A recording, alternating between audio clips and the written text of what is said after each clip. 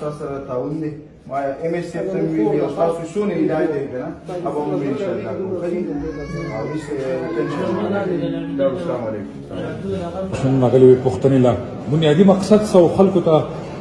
سویل غواړي د په حواله سره خپل پیغام راځي شریک بسم الله الرحمن الرحیم نن موږ د خپل مرګرو سره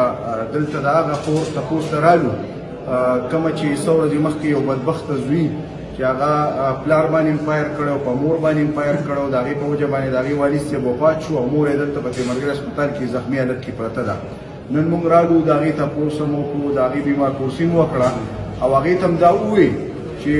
ټیک دا ډېر بدبخته بچی و ستا حسنین او هغه ډېر بدبخته انسان و خو موږ ستا بچي موږ ستا خواله راغلي ستا تپوس ته راغلي یو موږ ورسره د خپل طرفه د خپلو ملګرو د طرفه پوره تعاون هم وکړو ملګرو د حسنین ماشوم کومه مور چې دا هغه دا وخت د تیمرګرې په سرجیکل وارډ هسپتال کې هغه پرته ده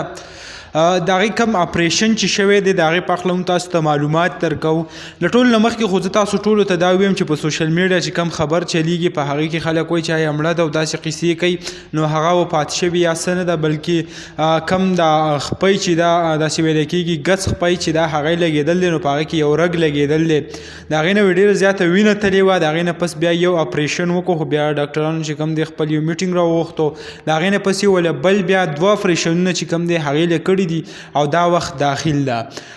کله چې دا واقع وشو نو پولیس چې کله تیمرګر هسپتال ته لاړه هلته هغه مور ورته ویل چې آیا مونږ ډېر زیات غریبانان یو زمونږ وس نه کېږي بیا د پولیسو کوم سب انسپکټر چې و هغه هم په سوشل میډیا باندې یو پیغام جاری کو په هغې کې ویل چې آیا تاسو ټول اسنین پرېږدئ دا قصې پرېږدئ خو راشئ او د دې مور چې کوم دی هغې مدد وکړئ هغه ډېره زیاته غریبه ده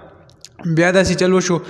کم د ټي ان ان سره چې کم تعلق لرونکي نیوز چې دی دې نه علاوه نور کم سوشل ورکر سره کم زموږ مسافرونه چې په کومه هره سخته کې موږ یادی هغه شو